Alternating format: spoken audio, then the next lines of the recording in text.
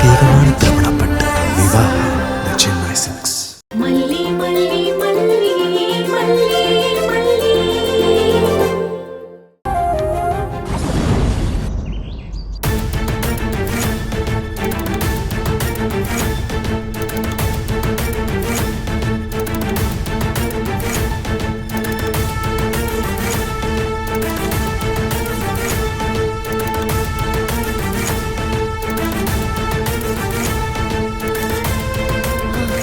ராஜிமா, பிரச்சனை பெருசாகிருக்கும்ல? பின்ன ஒண்ணும் இல்லாம விஜய் கூப்பிட்டு விட்டுருக்காங்க. அந்த பிரின்சிபல் ஏற்கனவே விஜய் மேல கொஞ்சம் கடுப்பா இருந்தாங்க. அத சாக்கா வச்சு விஜய் இன்னைக்கு லெஃப்ட் ரைட்னு வாங்கிருப்பாங்க. ராஜிமா, மாமாவை திட்டுறதுக்கு போய் நீங்க சந்தோஷப்படுறீங்க. அவனை திட்டினாதானே அந்த கோவத்தை அப்படியே மல்லி மேல டிரான்ஸ்ஃபர் பண்ணுவான்.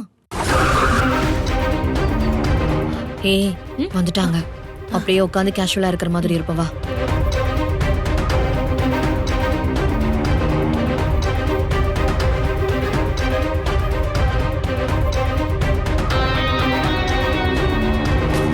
என்னடி உன் மொழியே சரியில்லை, என்னாச்சு? ஸ்கூல்ல இருந்து எதுக்கு கூப்பிட்டு விட்டாங்க? ஏய் விஜய், என்னடா ஆச்சு? ஏன் இவ்ளோ டென்ஷனா வர? ஒவ்வொரு நாளும் இப்படியே டென்ஷன் ஏத்திக்கிட்டு இருந்தா நான் பட்டுன்னு போய் சேர்ந்துருவேன். என்னடா மாமா, ஏன் இப்படி எல்லாம் பேசுறீங்க? என்னாச்சு? மாமா ஏன் இவ்வளவு கோவமா இருக்காரு?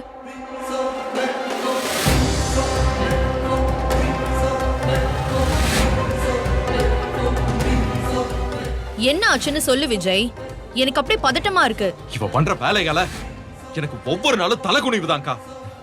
கேக்கு பண்றாளா கேக்கு.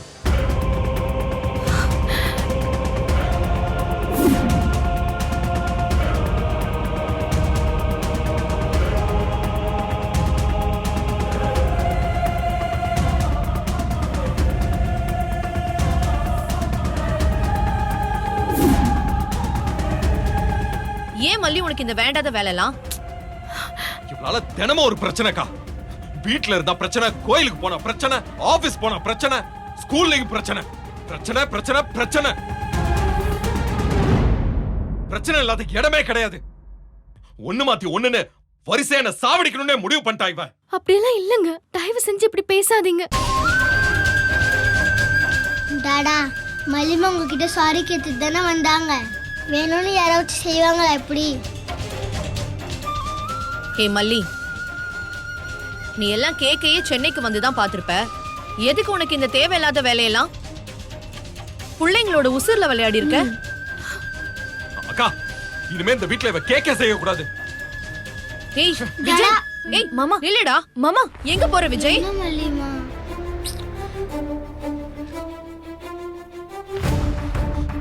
கேக் ஒண்ணுதான் பிரச்சனை. ஏய் விஜய் விஜய், ஏய், விஜய் என்ன விஜய் இதெல்லாம்? இதெல்லாம் உடைச்சா சரியா போயிடுமா? மாமா கொஞ்சம் பொறுமையா இருங்க. மல்லி, இதெல்லாம் ஓ மேல விழ வேண்டிய அடி. மாமா அந்த கோவத்தை தான் இந்த பொருள் மேல காமிச்சிட்டு இருக்காரு. ஹோம்மேட் கேக் செய்யலன்னு இப்ப யார் எழுதாங்க? கெட்டு போன முட்டையை வச்சு செஞ்சு கொடுத்துருக்கேன். முட்டையை பேக் பண்றதுக்கு முன்னாடி அதை செக் பண்ணணுமா வேண்டாமா? ஒரு மண்ணுமே தெரியலனா அப்புறம் ஏன் அதெல்லாம் பண்ணிக்கிட்டு இருக்க? இல்லங்க, ஃப்ரெஷ்ஷா வாங்கிட்டு வந்த முட்டை தாங்க. எப்படி இப்படி நடந்துச்சுன்னே தெரியலங்க. உனக்கு என்னதான் தெரியும்? ஒண்ணுமே தெரியலன்னு தான் நானும் சொல்லிக்கிட்டு இருக்கேன். கேட்டா வேணும்னு பண்ணலன்னு சொல்லுவேன். எல்லாத்துக்கும் ஒரு காரணம் வேற வச்சிருப்பேன். பண்ற தப்பெல்லாம் பண்ணிட்டு எனக்கு எதுவுமே தெரியாதுன்னு சொல்லிடுவேன். இப்ப நான் கோர்ட்டு படி ஏறி அவமானப்பட்டு இருக்கணும், அதானே? இப்படி தினமும் என்ன சாவடிக்கிறதுக்கு என்ன ஒரேடியா கொன்று நான் நிம்மதியா போயாச்சு சேர்ந்துடுறேன். அட்லீஸ்ட் நீயாச்சு நிம்மதியா இருப்ப. ஏன்டா அப்படிலாம் பேசுறீங்க? மல்லிமா எனக்காக தான் பண்ணாங்க. நான் தான் உங்ககிட்ட ஸ்பெஷலா ஏதாவது செஞ்சு கேட்டேன். வாயை மூடு வெண்பா. விஜய், நீ எதுக்கு சும்மா சும்மா சாகுறன்னு பேசிட்டு இருக்க? உனக்கு என்ன தலை எழுத்தா? இவ எப்ப இந்த வீட்டு படி ஏறினாலும் அன்னைக்கு புடிச்சது பீட ஓயாம நம்ம பின்னாடியே துரத்திக்கிட்டு இருக்கு. எனக்கு ஒண்ணு மட்டும் புரிஞ்சு போச்சு விஜய், இவ எப்ப நம்ம வீட்டை விட்டு போறாளோ அப்பதான் நம்ம வீட்டுக்கு ஒரு விடுவு காலமே கிடைக்கும். அது வரைக்கும் இந்த மாதிரி ஒண்ணு மாத்தி ஒண்ணு, ஒருத்தர் மாத்தி ஒருத்தர் பிரச்சனை போராட்டமா தான் இருக்கும். மல்லி கொஞ்சமாச்சும் சென்சிபிளா நடந்துக்க ட்ரை பண்ணு. சென்சிபிள்லாம் அவளுக்கு எங்க புரிய போகுது? அப்படின்னா என்னன்னு கேப்பா. அதுக்கு வேற தனியா அவளுக்கு விளக்கம் சொல்லிக்கிட்டு இருக்கணும். ஆனா இப்படி ஒரு பொறுப்பே இல்லாத ஒருத்தைய நான் இங்கதான் விஜய் பாக்குறேன். குழந்தைய கவனிச்சுக்க வந்தவ எவ்ளோ கவனமா இருக்கணும். எல்லாத்தையுமே செஞ்சுட்டு ஈஸியா தெரியாம செஞ்சுட்டேன்னு சொல்லிட்டு போயிட்டே இருப்பா. இன்னொரு வீட்ல எல்லாம் இந்நேரத்துக்கு இவ்வளவு உண்டு இல்லன்னு பண்ணிருப்பாங்க. குழந்தைங்களுக்கு ஃபுட் பாய்சன் ஆகிற அளவுக்கு போயிருக்கு. ஒண்ணு கிடக்க ஒண்ணு ஆயிடுச்சுன்னா யார் எங்க பதில் சொல்லுவா? நம்ம குழந்தைக்கு இப்படி ஆயிடுச்சுன்னா நம்ம சும்மா இருப்போமா? அதே மாதிரி தானே மத்தவங்களும் இருப்பாங்க. ஆனா ஒண்ணு விஜய், உனக்கு சொசைட்டில இருக்கிற நல்ல பேருக்காக தான் இதோட விட்டு வச்சிருக்காங்க. இவ மட்டும் தனியா மாட்டியிருந்தா அடிச்சே விரட்டி இருப்பாங்க. கேட்டியா மல்லி? அத்தனை பேர் சேர்ந்து அடிச்சிருந்தா நீ ஆளே காலி ஆயிருப்ப. இப்ப கூட நீ இருக்கிறது மாமா போட்ட உயிர் பிச்சைனாலதான்.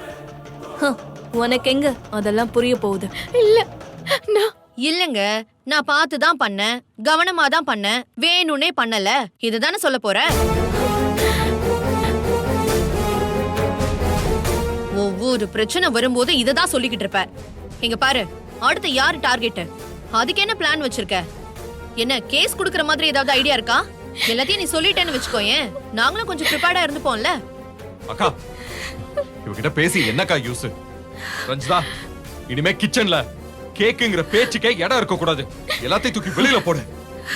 சரி மாமா. இங்க பாரு, இதுக்கப்புறம் ஸ்கூலுக்கு இத செஞ்சு அனுப்புறேன், அதை செஞ்சு அனுப்புறேன்னு நீ ஒரு மண்ணும் செஞ்சு அனுப்ப கூடாது. ஏன் இந்த கிச்சனுக்குள்ளே நீ நுழைய கூடாது? நீ சமைச்ச வரைக்கும் எல்லாமே போதும். சமைச்சத முக்கியமா இனிமே நான் சாப்பிட மாட்டேன். ஏங்க, எதுனாலும் நீ அக்கா சொல்றத தான் கேட்கணும். தேவையில்லாம அத பண்றேன் இத பண்றேன்னு அதிக பிரசங்கித்தனமா ஏதாவது பண்ணிட்டு இருந்தா அவ்வளவுதான் சொல்லிட்டேன்.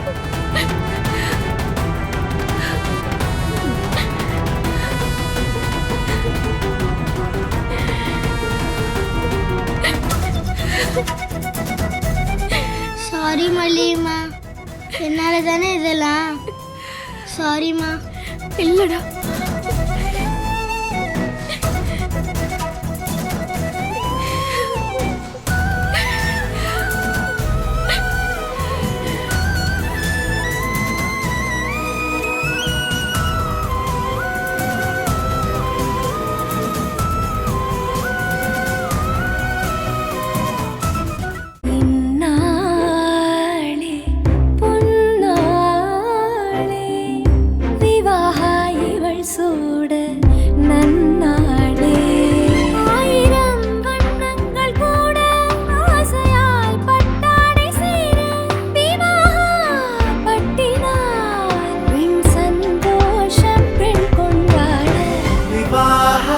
மணப்பெண்ணின் பிரத்யேகமான திருமணப்பட்டு விவாஹா தி சென்னை சில்க்ஸ்.